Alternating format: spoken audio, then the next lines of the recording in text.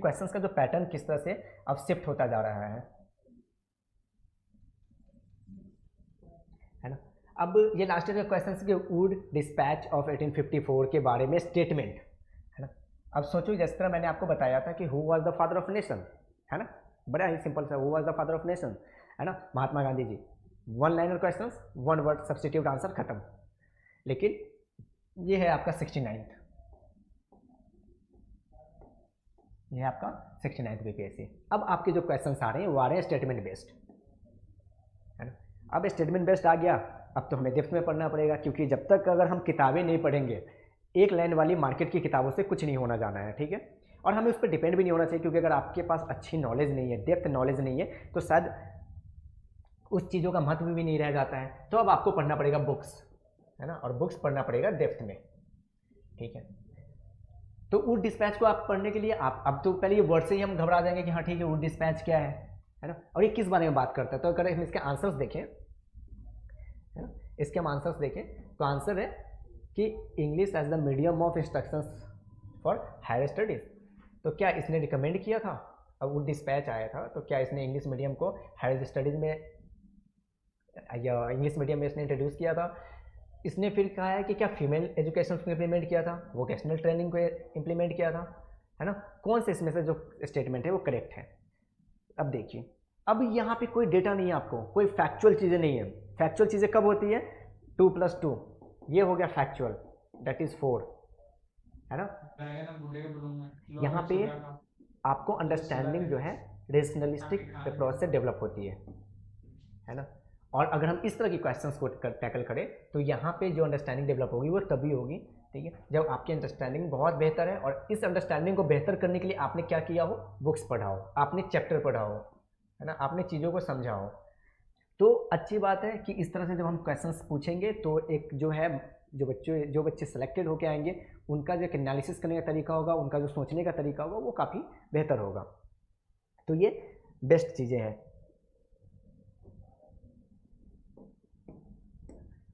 अब जिस तरह से मैं नेक्स्ट क्वेश्चंस पे जा रहा हूँ, अब देखो नेक्स्ट क्वेश्चंस भी आपसे वर्नाकुलर प्रेस एक्ट के बारे में है, फिर इस पे भी आपको आंसर्स हैं है ना। मैं आपको बहुत सारे ऐसे क्वेश्चंस दिखाऊंगा जिसमें काफ़ी लंबे लंबे क्वेश्चंस पूछे गए हैं। जैसे इस तरह के क्वेश्चंस देखिए कि जो लॉर्ड मायो है इसका रिजोल्यूशंस है ना, 80-70 जो रिजोल्यूशंस था वो किस चीज़ों पे डिपेंड था, ठीक है। तो अब देखिए इसमें कितने आंसर्स हैं, आपको कितने स्टेटमेंट है, 1 2 है ना, 1 स्टेटमेंट, 2 स्टेटमेंट, 3 स्टेटमेंट, 4 स्टेटमेंट। सोचिए 4 स्टेटमेंट का क्वेश्चन आ रहा है। तो ये जो पैटर्न शिफ्टिंग है ना, ठीक है, ये जो पैटर्न शिफ्टिंग है आपका, ये जो अब जो बीपीएससी का पैटर्न शिफ्टिंग है ना, ये कंप्लीट हो गया है चेंज। इसका जो नेचर है वो हो गया चेंज। हालांकि अभी भी बहुत सारे क्वेश्चंस आते हैं पहले की तरह, बट मैक्सिमम चेंज हो गए हैं। अब नेचर इसका हो रहा है शिफ्ट। अब हम देखेंगे शिफ्ट कहाँ हो रहा है। यानी सोचो कि 150 क्वेश्चन है हमारे है ना, ये देखिए ये 150 क्वेश्चन में से मैंने आपको क्या कहा था, बिहार स्पेशल की हिस्ट्री और बाकी कंप्लीट हिस्ट्री मिला दीजिए तो आपका ये 35 तो एवरेज लेके चलिए कि 35 एवरेज क्वेश्चन रहेंगे है ना। इस 35 क्वेश्चन में से आपको आज के टाइम में 5 से 7 क्वेश्चन जो है, ठीक है, वो होते हैं पहले वाले पैटर्न पे, यानी कि वन लाइनर विथ, ठीक है ना, single word substitutions, single word substitute वाले आंसर्स, ठीक है, वही वो एक लाइन वाले कि महात्मा गांधी को किस नाम से पुकारा जाता था। अगर बाकी जो क्वेश्चन है आपका, यानी कि इसमें से करीबन आज भी 25 क्वेश्चन एवरेज ले लीजिए, तो ये क्वेश्चंस आपके अभी वो होंगे जो पैटर्न मैंने आपको दिखाई, ठीक है, वर्नाकुलर प्रेस एक्ट के बारे में, वुड डिस्पैच के बारे में, या फिर नेशनलिज्म पे हम पूछ लेंगे क्वेश्चंस कि ठीक है कोई भी ऐसा एक्ट आया था, 1935 का एक्ट आया था, उसके अंदर कौन कौन से प्रोविजंस थे उसके बारे में क्वेश्चंस कर लेंगे। तो जब तक आपको 1935 पहले है क्या, व्हाट इट इज़, पहला व्हाट इट इज़ क्या है ये, दूसरा इसके अंदर जितने भी चीज़ थे इसमें कौन कौन से प्रोविज़न मेंशन थे है ना। गवर्नेंस चला, आज की जो गवर्नमेंट चल रही है हमारी, आज जो हमने गवर्नमेंट का पूरा सिस्टम अपनाया वो यहीं से अपनाया है। तो सोचो हमारी इतनी वास्ट टेरिटरी को हम आज जिस गवर्नमेंट के तरीके से समझ रहे हैं या संभाल रहे हैं वो हमने यहाँ से लिया है तो इसके प्रोविजंस आपको पढ़ने पड़ेंगे, ठीक है। साथ ही साथ प्रोविजंस के बाद इसके क्या क्या आउटकम है ना, उसके बाद इसका इम्पैक्ट क्या हुआ, तो इस तरह से चीज़ें अब आपको पढ़नी पड़ेगी। यानी कि वो चीज़ें भूल जाइए कि हाँ एक बुक्स ले लिया और उस बुक्स में वन लाइनर वाली चीज़ें होती थी, हिस्ट्री के 100 क्वेश्चन हो गए MCQ, उसके अलावा पॉलिटी के हो गए, ज्योग्राफी के, फिजिक्स केमिस्ट्री का हो गया, और हम रट लेते थे और हम जाके एग्जाम्स क्वालिफाई कर लेते थे, खत्म। अब आपका जनरेशन आ गया है ये वाला, है ना। तो इसके लिए हमें चलना पड़ेगा एनालिसिस पार्ट में, और ये मैं आपको समझाने की कोशिश कर रहा था कि जब हम इस तरह की चीज़ों को पढ़ने की कोशिश करेंगे तो हमें पढ़ना पड़ेगा chapter with the analysis, books with the depth knowledge, है ना। और डेप्थ नॉलेज में भी जब आप स्मार्टली पढ़ोगे तो आपको कोई मास्टरी या PhD नहीं करनी है, स्मार्टली पढ़ेंगे चीज़ें कवर हो जाएगी ऑटोमेटिकली आपकी, है ना। चलिए तो हम इसमें डिस्कस करते हैं। अब मैं आपको क्वेश्चंस जब 69 और 68 का करवाऊंगा तब आप देखेंगे कि बहुत सारे जो हैं इसमें ऐसे आपको क्वेश्चंस मिलेंगे, ठीक है, जो पार्टिकुलर किसी चैप्टर से लिंक्ड होंगे। यानी कि अगर हम कंप्लीट मॉडर्न हिस्ट्री को डिफाइन करें, ठीक है, तो हमारा 200 सालों का इतिहास, 250 सालों का इतिहास हम इतना जल्दी तो कवर नहीं कर लेंगे। तो उसके लिए आपको क्या करना पड़ेगा, बहुत ही चैप्टर मतलब बहुत ही डेप्थ में जाके बहुत ही मैक्सिमम चैप्टर्स आपको कवर करने हैं। तो हम इसी मैक्सिमम चैप्टर से आपका जो है मेहनत को आसान करने के लिए, ठीक है, हम क्या कर रहे हैं, एनालिसिस, यानी 10 IAS आपके लिए कर रहा है एनालिसिस। और एनालिसिस निकाला है कहाँ से, 69 BPSC से लेकर, ठीक है, आपके 52 48 BPSC के क्वेश्चन से। अब जब हम इतने सालों के क्वेश्चन एनालिसिस करके और आपको हम एक चैप्टर गैदर करके देंगे, हम आपको चैप्टर गैदर करेंगे, ठीक है, ये काम रहेगा हमारा। आपका काम रहेगा सिर्फ वीडियो देखना, पढ़ना, और नोट्स तो आपको हर एक वीडियो के डिस्क्रिप्शन के लिंक में मिल जाएगा, बट आप क्या करोगे, साथ ही साथ वीडियोस देखते हुए अगर नोट्स बनाना चाहो तो बना सकते हो, नहीं तो आप रहने देना, वीडियो ही देख लेना 2-3 बार, तो आपकी चीज़ें रिवीजन हो जाएगी बेस्ट। तो इस चैप्टर में से हम निकालेंगे कुछ गैदर करके कुछ चैप्टर्स, और इस चैप्टर को हम आपको करवाएंगे डेप्थ स्टडी। डेप्थ स्टडी किसके साथ करेंगे, आप मेरे साथ करेंगे, ठीक है। और जब आप इसको डेप्थ स्टडीज करेंगे तो हम इसमें सारे इंपॉर्टेंट फैक्ट को कवर करेंगे।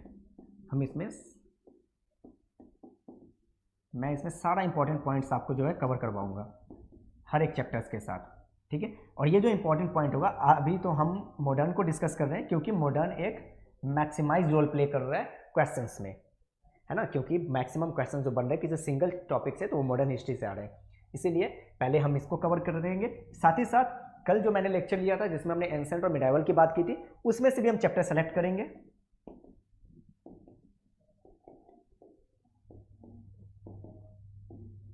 एंसेंट और मिडाइवल से भी चैप्टर को हम सेलेक्ट करके आपको गैदर करके, ठीक है, टॉपिक बना के देंगे। अब देखो मैं इस सब के साथ साथ आपके लिए सबसे बेस्ट जो चीज़ें करने जा रहा हूँ वो क्या है कि इन सभी चीज़ों के साथ मैं आपको टॉपिक निकालूंगा, है ना, टॉपिक थ्रू PYQ। बहुत इंटरेस्टिंग फैक्ट रहने वाला है, शायद ये अभी कोई इंस्टीट्यूट कर रहा होगा, लेकिन 10 IAS ये चीज़ स्टार्ट करने जा रहा है और मैं आपके साथ आज से कर चुका हूँ, तो मैं इसमें से निकालूंगा टॉपिक। अब देखो क्या होता है, अब पूरी की पूरी गांधीयन एरा की हम बात, जैसे मैं आपको एग्जांपल के तौर पे बताता हूँ कि अगर हम गांधीयन की बात करें, गांधी जी की मूवमेंट की, यानी गांधीयन एरा इसको बोलते हैं ना, हर व्यक्ति का अपना एक समय चलता है, एक जैसे मुगल का अपना एक एम्पायर हुआ करता था तो मुगल एरा हो गया था, दिल्ली मुगल के आने से पहले दिल्ली सल्तनत उसका एरा था, एंसेंट में चलते तो मौर्य साम्राज्य, है ना, चंद्रगुप्त गुप्ता डायनेस्टी, बहुत बड़े बड़े एरा, तो हर किसी का 200-300 सालों का एरा रहता है, लेकिन गांधीयन एरा इतना लंबा नहीं था, काफ़ी शॉर्ट एरा था। तो हम जब गांधीयन एरा की बात करते हैं तो गांधी जी का भारत में आने से लेकर, ठीक है, देश को आज़ाद होने तक, इन जो 32 सालों का दौर था और उस दौर के जो हिस्ट्रीज थे, ठीक है, हम उसको डिफाइन करेंगे, मॉडर्न हिस्ट्री को पढ़ेंगे। तो क्यों मैंने आपको ये गांधीयन एरा लिखा है, इसका इंपॉर्टेंट समझिए। जब मैं गांधीयन एरा कह रहा हूँ तो इसमें क्या है कि अगर आप मॉडर्न हिस्ट्री का जब मैं आपसे क्वेश्चंस करवाऊंगा ना, तो देखना कि आप मैक्सिमम क्वेश्चन जो है ना मॉडर्न टाइम में इसी फेजेस से पूछा गया है, ठीक है। तो जब ये चैप्टर्स, जब हम प्रॉपर गांधी 1915 से लेकर 1947 तक जब मैं आपको डेप्थ, ठीक है, स्टडी करवाऊंगा, तो आपको कोई भी ऐसा पॉइंट नहीं रहेगा जो छूट रहेगा, और आपको आगे एग्जाम्स में कोई भी ऐसी पॉइंट नहीं मिलेगी, और कोई भी ऐसा क्वेश्चन आपको नहीं जो भी क्वेश्चन आएंगे वो आपको ऐसा नहीं लगेगा कि हाँ मैंने उसके बारे में डिस्कशन नहीं किया है। साथ ही साथ दोस्तों इसके अलावा अब ये जो टॉपिक मैं सेलेक्ट करूँगा, टॉपिक जो मैं निकालूंगा, जैसे मैंने आपको बताया कि एक टॉपिक जैसे मैंने गांधीयन फेज के बारे में निकाल लिया पूरा, है ना, गांधीयन एरा, इस एरा में जितने भी मूवमेंट हुए थे, है ना, अगर मैं ब्रॉडर लेवल पे बांट दूँ तो गांधी जी का इंडिया में आना और अपना सत्याग्रह मूवमेंट से शुरुआत करना, ठीक है, नॉन कोऑपरेशंस पे जाना, है ना, ऐसे लिंक करके मैं आपको पढ़ाऊंगा। नॉन कोऑपरेशंस के बाद, ठीक है, गांधी जी का सिविल डिसोबीडियंस मूवमेंट, है ना, उसके बाद फाइनली, ठीक है, हमारे देश को आज़ादी मिलती है, क्विट इंडिया मूवमेंट। तो ये जो फेजेस थे ना, ये बहुत ही इंपॉर्टेंट फेजेस है आपके लिए, ठीक है। इन 30-32 सालों का अगर आप फेजेस देखेंगे तो ये आपके 10 से 12 क्वेश्चन जो है सॉल्व करवा देगा। ये फेजेस आपका, ये 10 से 12 साल का क्वेश्चन सॉल्व करवाने का फेजेस है हमारा। तो मैं ये बता रहा था, तो क्या मैंने कैसे निकाला ये टॉपिक, तो जिस तरह मैं आपको एनालिसिस करूंगा 69 टू 68 टू 67 65 66 इस तरीके से, तो उसी में से मैंने टॉपिक निकाला कि मैंने हर साल का जब इकट्ठा किया मटेरियल तो मैंने देखा कि ये चैप्टर्स बहुत डोमिनेटिंग है, तो मैंने एक चैप्टर निकाल दिया गांधीयन एरिया। फिर मैं आपको, ठीक है, इंडियन नेशनल कांग्रेस, ठीक है, 1985 से लेके till the movement, till the freedom ले लीजिए, इनका एक अपना इतिहास रहा है ना, किस तरह से ये इंडियन नेशनल कांग्रेस का फॉर्मेशन होता है 85 में और फ्रीडम तक, यानी देश को आज़ादी मिलने तक कितना ये रोल प्ले करते हैं। तो इसका मैंने चैप्टर सेग्रीगेट कर दिया, किस चीज़ों को, इंडियन नेशनल कांग्रेस का। तो देखिए चैप्टर टॉपिक निकल गया आपका, पहला टॉपिक, ठीक है, गांधी ने निकाला, दूसरा टॉपिक मैंने इंडियन नेशनल कांग्रेस निकाला। इस तरह से मैं और भी चैप्टर सेलेक्ट करूंगा इसमें, है ना। मॉडर्न हिस्ट्री में हम बात करें तो हम फिर चैप्टर सेलेक्ट करेंगे, इसमें हम क्या करेंगे, जिस तरह मैंने आपको दिखाया पहला क्वेश्चन वुड डिस्पैच, ठीक है ना, जो वुड चार्ल्स वुड थे उनका वो जो मूवमेंट डिस्पैच, तो वो क्या, तो जिस तरह से इंडिया में बहुत सारे गवर्नर हुए, गवर्नर जनरल, वॉइस राय, ये सब आए थे, हालांकि बहुत ज़्यादा अब उसमें से क्वेश्चंस इंडिविजुअली नहीं पूछता है, बट टारगेटेड कुछ कुछ है, ठीक है। तो जैसे वुड डिस्पैच था वो एजुकेशंस को लेके था, है ना, तो एजुकेशंस को लेके था, तो मैं एजुकेशंस वाली चीज़ें आपसे डील करूंगा कि हम चलिए प्रॉपर एक टॉपिक निकालते हैं, जो हमारा तीसरा टॉपिक हो जाएगा वो एजुकेशंस पे हो जाएगा।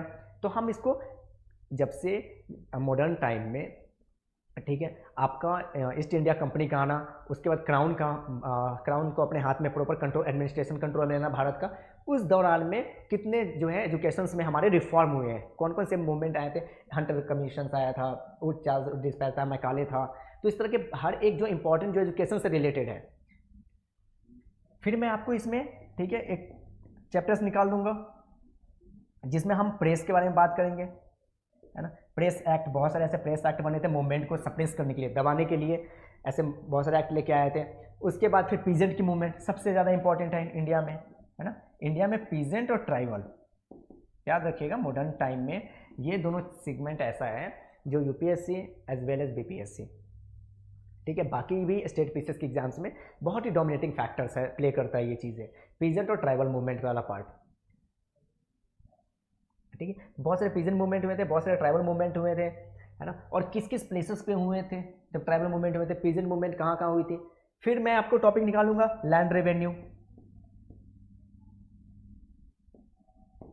है ना। तो इस तरह से मैं आपको हर एक टॉपिक, अब जब मैंने ये टॉपिक गैदर किया है ना, तो आप देखो कि मैंने इसमें कंप्लीट मॉडर्न हिस्ट्री को सीक्वेंस में लेके नहीं चलूंगा, ठीक है, मैं सीक्वेंस में रखूंगा, लेकिन उस टॉपिक को रखूंगा जो टॉपिक आपके एग्जाम्स के लिए, आपको एग्जाम क्वालिफाई करवाने के लिए इंपॉर्टेंट है, आपके प्रीलिम्स में मार्क्स जो है दिलवाने के लिए इंपॉर्टेंट है, उस तरीके से मैं इस चैप्टर्स को बाइफरकेट करके, ठीक है, रिवीजन करूंगा। अब मैं आपको कुछ टॉपिक बता देता हूं जो हम खास करके मैंने सेलेक्ट किया है कि जो लगता है हमें पढ़ना चाहिए अगर मैं मॉडर्न हिस्ट्री को,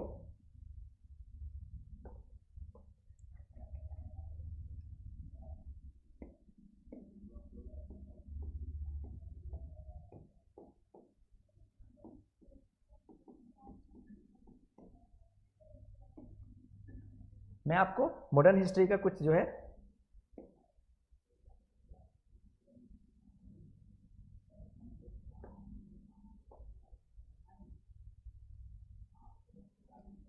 कुछ चैप्टर सेलेक्ट करके बताता हूँ कि इस चैप्टर में हम कौन कौन सा चीज़ें डिस्कस करेंगे। जैसे मैं इसको पहले डिफाइन करता हूँ, ठीक है, ब्रिटिश एम्पायर का आना, ब्रिटिश एम्पायर जब इंडिया में आता है, ठीक है, यानी ऑनसेट है ना, इंग्लिश में ऑनसेट बोलो, हिंदी में आना, जब ब्रिटिश एम्पायर इंडिया में आता है, ये बहुत ज़्यादा आज के टाइम में रिलेवेंट नहीं रह गया है, इंपॉर्टेंट नहीं रह गया है। मतलब आज के टाइम तो नहीं बोलूँगा मैं, लेकिन अभी मैं कुछ सालों से जब मैंने क्वेश्चंस ऑब्जर्व किया तो बस एक दो क्वेश्चंस जो हैं इसमें से बनते हैं। जैसे कि आप बार बार बीपीएससी में देखोगे तो बीपीएससी एक क्वेश्चन पूछता है आपसे, डच है ना, डच ईस्ट इंडिया कंपनी ने पटना में कब अपनी जो है कंपनी स्टैब्लिश की, इन्होंने कहाँ से शुरुआत किया, ब्रिटिश जब आए तो कहाँ से आए, उन्होंने आते हुए फरमान किससे हासिल किया। तो कुछ जो है ऑनसेट और ब्रिटिश एम्पायर के क्वेश्चंस बनते हैं। तो हम क्या करेंगे इसमें हम करेंगे कंपनी वाला पार्ट, ठीक है, इसमें हम करेंगे कंपनी वाला पार्ट। अब कंपनी, जब हम कंपनी वाला पार्ट बोल रहा हूं मैं, तो कंपनी वाला पार्ट का इन द सेंस कि जो क्वेश्चंस मैं सेलेक्ट करके आपके लिए बनाऊंगा, ठीक है, ब्रिटिश, जैसे पोर्टुगीज ने, सबसे पहले पोर्टुगीज से हम शुरू करेंगे, ठीक है ना, पोर्टुगीज, डच, ब्रिटिश है ना, उसके बाद फ्रेंच। तो ये इस तरह की कंपनी जब भारत में आई, अलग अलग फॉर्म में, ट्रेडिंग फॉर्म में जब आई थी भारत में, तो कौन भारत में आता है, पहले अपनी सेंटर कहाँ बनाता है, फिर जो मुगल एम्पायर के टाइम इनके सेंटर्स कहाँ थे, फिर आने वाले समय में इनका सेंटर्स कहाँ बना, बिहार में इनका क्या लिंक इंपॉर्टेंट है, यानी कि जब हम इसको पढ़ेंगे तो हम प्रॉपर बिहार से लिंक करेंगे कि बिहार में कहाँ इसका इंपॉर्टेंट है। तो जब हम ब्रिटिश एम्पायर का ऑनसेट यानी आने वाले पार्ट पे करेंगे ना, तो बहुत सारे चैप्टर्स हैं उसमें, ठीक है, उसमें बहुत सारे चैप्टर्स हैं, लेकिन हम बहुत सारे चैप्टर डिस्कस ना करके हम डच, ब्रिटिश, फ्रेंच, पोर्तुगीज इस तरह से चीज़ों को हम डिस्कस करेंगे। उसके बाद अगर आप मॉडर्न में देखोगे तो मॉडर्न में जो आपका सेकेंड सेगमेंट बनता है इस सेक्शंस के बाद, वो आपका आता है सोशियो रिलीजियस रिफॉर्म,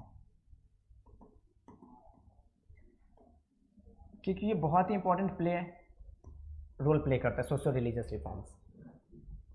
तो जब मैंने इस चीज़ों को देखा सोशियो रिलीजियस रिफॉर्म पे, तो इसमें से बहुत सारे क्वेश्चंस ज़्यादा नहीं आते, जैसे कि मतलब बंगाल के टाइम में, ठीक है, कुछ कुछ प्रोविंस है जहाँ पे इनका कुछ ज़्यादा मूवमेंट का ज़्यादा, जैसे ईश्वरचंद्र विद्यासागर ने के टाइम का एक दो क्वेश्चन आ जाता है, रविन्द्रनाथ टैगोर के टाइम में, फिर अमितीय सभा का जो है क्या बोलते हैं, अमितीय सभा कहाँ था, किसने इसका फाउंडिंग किया।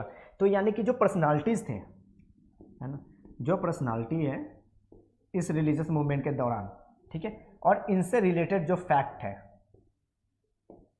रिलेटेड फैक्ट का मतलब इन्होंने अपने अपने टाइम में मूवमेंट किया था सोशियो रिलीजियस रिफॉर्म को लेकर, है ना, किसी ने सती प्रथा पे किया था, किसी ने एजुकेशन को लेकर रिफॉर्म बनाए थे, किसी ने विडो पे किया था। तो इस तरह से अब जो क्वेश्चंस पूछते हैं वो लिंक में पूछता है, ठीक है, कि विडो रिफॉर्म कौन से पर्सनालिटी से लिंक है, ये सभा किस पर्सनालिटी से लिंक है, ठीक है, एजुकेशन रिफॉर्म में किस पर्सनालिटी से लिंक है। तो हम जब ये पार्ट करेंगे तो सिर्फ हम ये सेक्शंस करेंगे, ठीक है, यानी कि हम इसको डेप्थ में जो सोशल और इकोनॉमिकल इम्पैक्ट क्या पड़ा था वो चीज़ें अभी बीपीएससी नहीं पूछ रहा है, तो हम वो चीज़ें अभी नहीं करके हम वो पार्ट करेंगे जो हमारे एग्जाम्स में इंपॉर्टेंट है। फिर हम आते हैं ब्रिटिशर्स के टाइम में एडमिनिस्ट्रेशंस और लैंड रिफॉर्म। आप देखोगे कि ये पिछले साल भी पूछा गया था।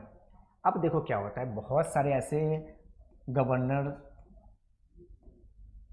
या गवर्नर जनरल कह लीजिए, गवर्नर बना या गवर्नर जनरल बना, वाइस राय आए थे, इन्होंने अपने अपने टाइम में बहुत सारे पॉलिसीज़ फॉर्मुलेट किए थे, है ना, बहुत सारे पॉलिसीज़ बनाए थे इन्होंने अपने अपने टाइम में। किसी ने रिंग फेंस की पॉलिसी बनाई, किसी ने, ठीक है, ज़बरदस्ती राज्य जो है कब्जाने वाली पॉलिसी बनाई थी, ठीक है, किसी ने किस तरह से मतलब उन्होंने जब आए थे तो अपने अपने टाइम में उन्होंने रेवेन्यू सिस्टम्स को लेकर सेटलमेंट किया था। यानी लैंड रिफॉर्म की अगर हम बात करें, ठीक है, तो इसमें किस तरह से परमानेंट सेटलमेंट जो है, उसके बाद रियतवाड़ी सेटलमेंट, महलवाड़ी सेटलमेंट, है ना, लैंड रिफॉर्म्स पे। तो इस तरह से किस किस रिफॉर्म पे हम बात करेंगे कि लैंड में कौन कौन से रिफॉर्म हुए थे और एडमिनिस्ट्रेशन में किस तरह से बहुत सारे पॉलिसीज़ बनी थी, और वो पॉलिसी जो यहाँ के किंग क्वीन या फिर यहाँ के एम्पायर को उन्होंने जो है अफेक्ट किया था, उसके एडमिनिस्ट्रेशन को किस तरह से जो है संभाला था या इम्पैक्ट किया था, उस चीज़ों पे हम डिस्कस करेंगे। तो सिर्फ रिंग फेंस की पॉलिसी जिस तरह मैंने आपको बताई, और भी बहुत सारे ऐसे पॉलिसीज हैं जिसके बारे में हम डिस्कस करेंगे 1 to 1। तो एडमिनिस्ट्रेशन वाले पार्ट में हम ये करेंगे। अब हम चलते हैं अपने नेक्स्ट की तरफ, सोशल क्लास और नेशनल मूवमेंट।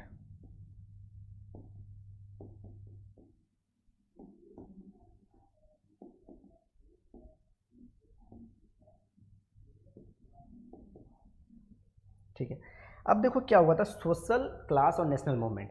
अब अगर आप देखोगे ना, मैं एक जैसे एग्जांपल देता हूँ आपको, ठीक है, 1857 की जो क्रांति, जिसको भारत का पहला इंडिपेंडेंस, ठीक है, युद्ध माना जाता है। भारत ने अपने पहले इंडिपेंडेंस के लिए जो पहली बार वॉर किया था, 1857 की क्रांति।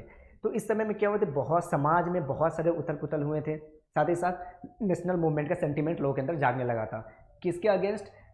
इससे पहले, यानी कि 1857 से पहले जो है इंडिया में ब्रिटिशर्स ईस्ट इंडिया कंपनी के फॉर्म में रूल करते थे, है ना। और इसी रिवॉल्ट के बाद इस कंपनी को से रूल किसके हाथों में शिफ्ट हो गया? क्राउन प्रिंस के हाथ में, ठीक है।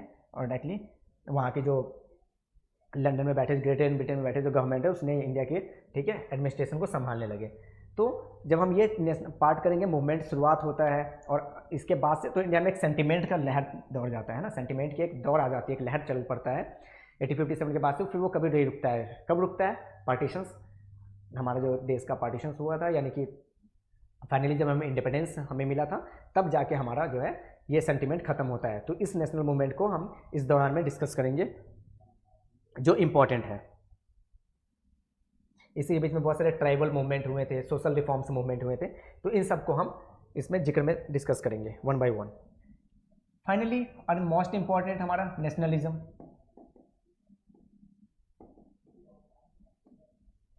ठीक है, राइज ऑफ नेशनलिज्म, है ना। नेशनलिज्म का राइज होना, उदय हुआ, कैसे उदय हुआ, किस तरह से एक ऐसा दौर चल पड़ता है भारत में जब मूवमेंट रुकने का नाम नहीं लेता है और फाइनली हमें आज़ादी मिलती है। तो ये नेशनलिज्म के जो दौर है, ठीक है, यानी कि 1857 से लेके, है ना, हम कहाँ तक पढ़ेंगे इसको? 1947 तक। और फाइनली हम इस चीज़ों को ज़्यादा डेप्थ में हर एक टॉपिक को हम डिस्कस करेंगे, और ये जो टॉपिक हमारा रहेगा वो जाके हमारा कंप्लीट कवर करवा देगा इतना पार्ट जो कि हमारे बीपीएससी एग्जाम्स में हिस्ट्री के क्वेश्चंस को चैलेंज करने के लिए, टैकल करने के लिए सफिशिएंट रहेगा, और इससे बाहर जो है हमारा कुछ भी नहीं आएगा, ठीक है।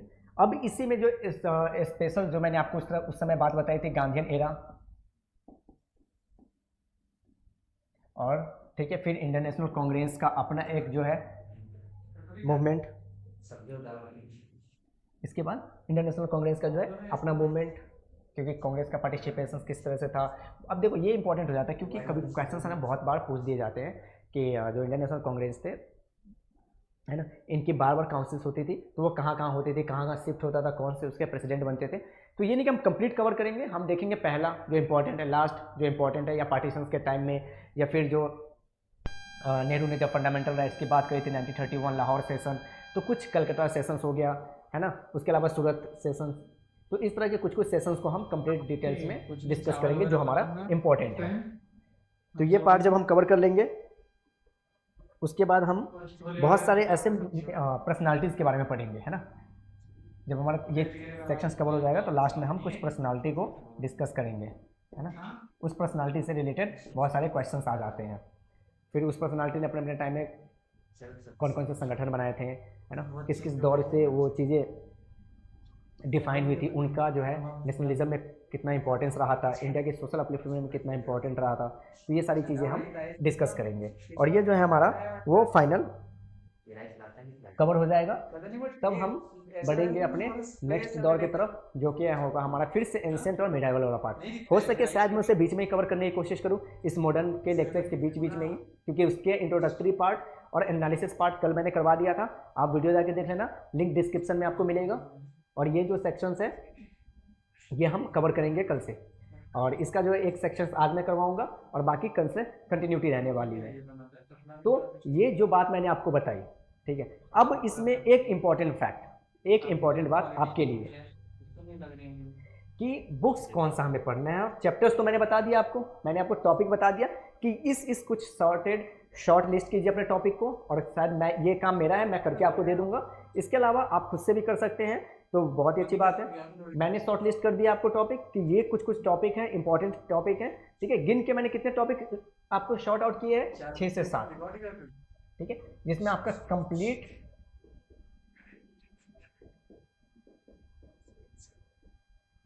हिस्ट्री कवरेज होगा, ठीक है। इसमें आपका कंप्लीट हिस्ट्री कवरेज होगा 6-7 टॉपिक में, जो मैंने बताई, और ये कवरेज किस पार्ट से, बीपीएससी के 70th प्रीलिम्स के अकॉर्डिंग। ठीक है, तो ये हम कंप्लीट इसको कवर, मैंने आपको बता दिया ये टॉपिक। अब हम देखते हैं कि ठीक है, चैप्टर्स तो मैंने बता दिया आपको, कहीं से भी कर लो चैप्टर। ठीक है, इसके अलावा अगर आप खुद से भी करना चाहते हैं तो मैं आपको बुक्स बता देता हूँ। तो इससे क्या होगा कि आपको ज़्यादा, देखो रिसोर्स कहते हैं ना, हमेशा आपने सुना होगा, इंटरव्यू में भी देखा होगा कि रिसोर्स हमेशा लिमिटेड रखना चाहिए। आप जितना रिसोर्स को लिमिटेड रखोगे उतना ज़्यादा रिवाइज होगा, और जितना आप रिवाइज करोगे आपका परफेक्शन उतना अच्छा आएगा। तो कहा ही जाता है, ठीक है, कि आप जितना प्रैक्टिस करते हो आपका परफेक्शन उतना बढ़ता है। तो बुक्स में अगर हम देखते हैं तो सबसे बड़ी बात कि आप एनसीईआरटी उठाओगे। अब इसमें भी मैं आपको शॉर्ट लिस्ट कर देता हूँ एनसीईआरटी। ठीक है, अब देखिए एनसीईआरटी, तो दोस्तों एनसीईआरटी कंप्लीट नहीं करना है हमें बिहार के पर्पस में, तो बिल्कुल भी नहीं। ठीक है, कितना एनसीईआरटी पढ़ना है, तो यहाँ ध्यान दीजिए, क्लास 7th, अगर 6 करना चाहते हैं एक बेसिक अंडरस्टैंडिंग के लिए तो कर लीजिएगा। क्लास 7th हो गया, क्लास 8 है ना, 8 में 2 पार्ट है आपको, जो आज से कुछ साल पहले एनसीईआरटी आते थे, अब मुझे नए वाले का नहीं पता कितना पार्ट है, लेकिन 8। उसके बाद 9th की एनसीईआरटी बिल्कुल नहीं करनी है।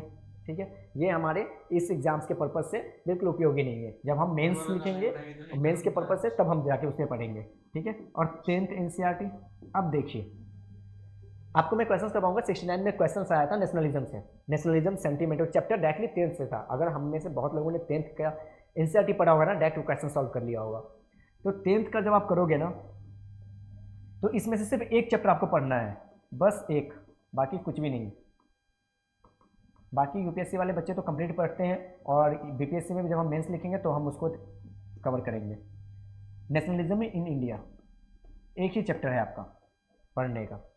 इसमें आपको ब्रीफ ओवरव्यू है, क्योंकि देखना 69 में 3 क्वेश्चंस डायरेक्ट आए थे इस चैप्टर से, डायरेक्ट। तो सोचिए कि एनसीईआरटी आपके लिए रामबाण है, हर कोई कहता है और मैं भी कहूँगा। First of all basic understanding, साथ ही साथ जब आप 7 और 8 के एनसीईआरटी कर रहे होंगे तब आपको कीवर्ड पे जरूर ध्यान देना है। ठीक है, और बिहार में बीपीएससी वाले में ट्रेंड है, यूपीएससी में भी ट्रेंड है, बहुत सारे ऐसे जो मुगल पीरियड था ना, मुगल और दिल्ली सल्तनत, मुगल पीरियड की बात करें और दिल्ली सल्तनत की,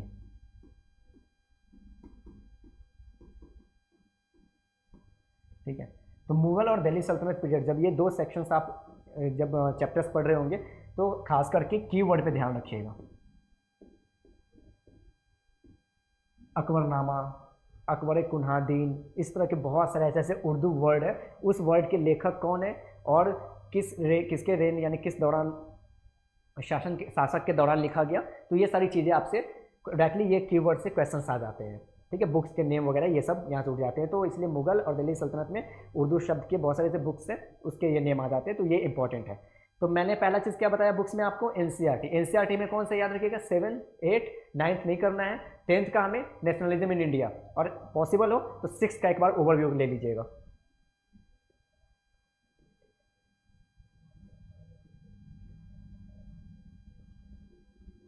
तो पहला मैंने आपको बुक्स बता दिया एनसीईआरटी, अब दूसरे बुक्स पे चलते हैं।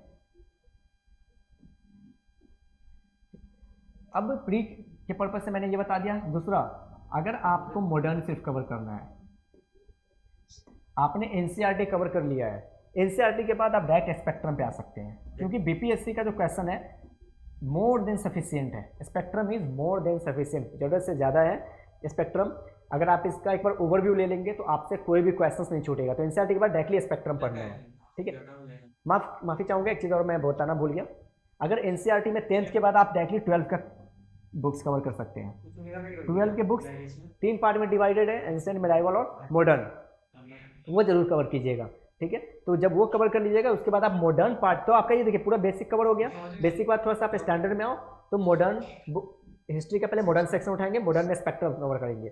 मॉडर्न बुक्स के लिए मैं बता रहा हूँ। ठीक है, स्पेक्ट्रम कवर हो जाएगा, काफ़ी है। यूपीएससी इवन बीपीएससी के प्रीलिम्स के लिए ज़्यादा हमें कुछ भी कवर नहीं करना है। ठीक है, और अगर हम एंशिएंट की बात करें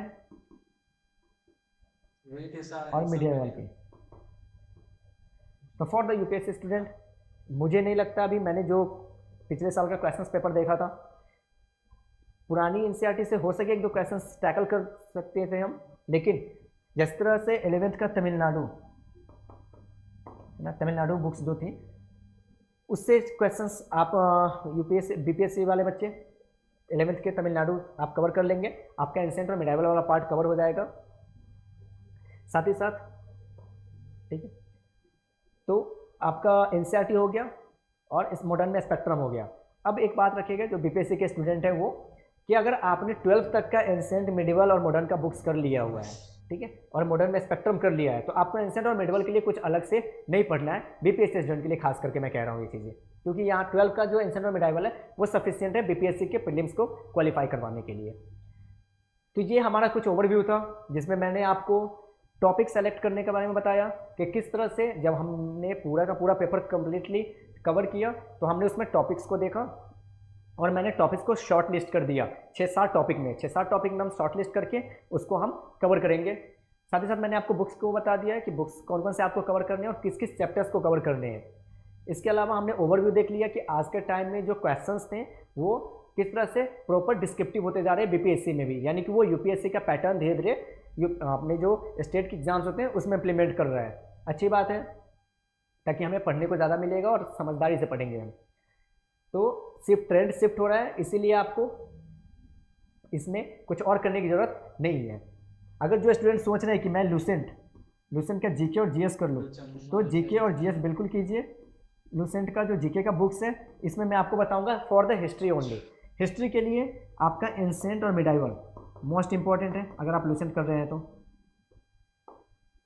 क्योंकि बहुत सारे ऐसे राइटर्स के नेम है, उनका एंसेंट टाइम के राइटर्स का नेम, कल भी मैंने ये बात बताया था, एंसेंट टाइप के राइटर्स का नेम है और एंसेंट टाइम और मिडिवल टाइप के बहुत सारे ऐसे जो राइटर्स प्लस उसके बुक्स हो गए, और साथ ही साथ बहुत सारे ऐसे वर्ड हो गए जो मिडिवल टाइम में, मुगल के टाइम में, सल्तनत दिल्ली सल्तनत के टाइम में इस्तेमाल होता था, वो सब के बारे में अच्छे से दी गई है। तो आप लूसेंट कर सकते हैं बीपीएससी वाले बच्चे, ठीक है, और साथ ही साथ यूपीएससी वाले भी कर सकते हैं क्योंकि बहुत ही इंपॉर्टेंट है। आजकल एंसेंट और मिडिवल जो है यूपीएससी में भी वही डोमिनेटिंग है। तो ये हमारा कंप्लीट कवरेज था और ये हमारे आज के क्लास का ओवरव्यू था।